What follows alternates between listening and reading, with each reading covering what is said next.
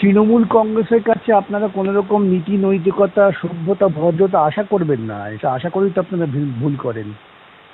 ওরা সমস্ত প্রশাসনটাকে দলীয় কাজে ব্যবহার করে এবং কোনো রকম লজ্জাবোধ করে না। হাইকোর্টের বিচারপতিদের ওরা গাল দেয়, হাইকোর্টের বাইরে বিচারপতিদের বিরুদ্ধে মিছিল করে, আবার প্রয়োজনে নিজেদের ধান্দায় হাইকোর্টের ছবি নিয়েও মিছিল করে। এদের কি বলবেন, একটা চূড়ান্ত অসভ্যটির দল, এছাড়া আর কিছু বলার নেই।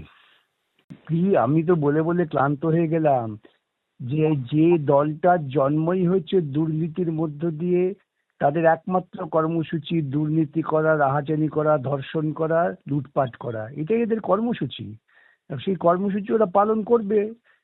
আর পশ্চিমবঙ্গের জনগণ ভোটার যারা ভোট দিচ্ছেন বোকার মতো, তাদের এগুলোকে সহ্য করতে হবে। কে থাকবে পেছনে, কি থাকবে, ওইসব নিয়ে আমি পাত্তাই দিই না। দেখবো, আমি আইন ফাইন খতিয়ে দেখবো, যদি প্রয়োজন হয় নিশ্চয়ই সাহায্য করবো। করুন, ভালো কথা তো। এই যে আমাদের নেত্রী, এই যে বাংলা ভাষা বা বাংলার যারা বাঙালি তাদের উপর যে নির্যাতন, এইটা উনি একটা মেসেজ দিলেন।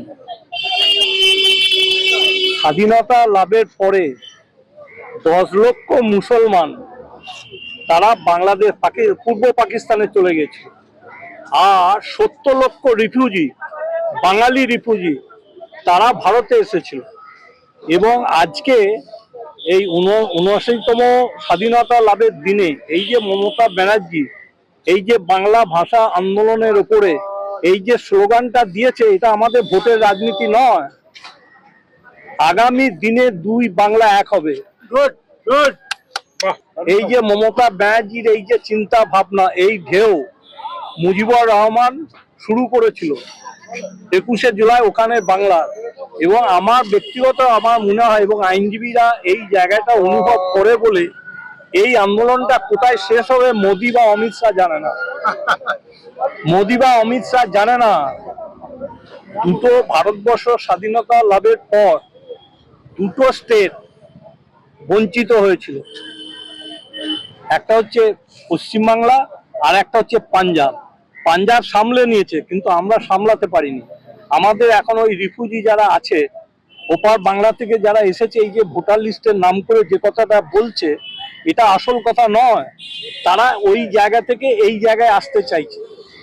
সুতরাং আইনজীবীরা সঠিক এই জায়গায় সিদ্ধান্ত নেবে এবং এই আন্দোলনটা আগামী দিনে ভয়ঙ্কর রূপ নেবে, যেটা ভারতবর্ষ দুই বাংলা এক হয়ে মোদি আর অমিত শাহকে শিক্ষা দেবে। এবং এই বাংলা ভাষাটা সারা পৃথিবীতে তৃতীয় স্থানে আছে, সারা পৃথিবীতে বাংলা ভাষা তৃতীয় স্থানে আছে। সুতরাং মমতা ব্যানার্জি যে আন্দোলনের ডাক দিয়েছে, আগামী দিনে মমতা ব্যানার্জিও ইতিহাস হবে। আমি জানি না উনি কি বলেছেন। আনসার মন্ডলকে তো আমার মনে হয় না এতটা অবিবেচক হবে। যদি বলে থাকে তাহলে খুবই ভুল করেছে। যুক্তবঙ্গের আন্দোলন, স্বাধীনতার আন্দোলনের সময় করেছিলেন শরৎ বসু, সোহরাওয়ার্দীর নেতৃত্বে, সেটা তো হয়নি। এখন যদি সমস্ত বাংলা ভাষাভাষী মানুষ পৃথিবীর বিভিন্ন জায়গায় আছে, বর্তমান পরিপ্রেক্ষিতে এই সমস্ত তো দাবি করা যায় না। এগুলো বোকার মতো দাবি করছে।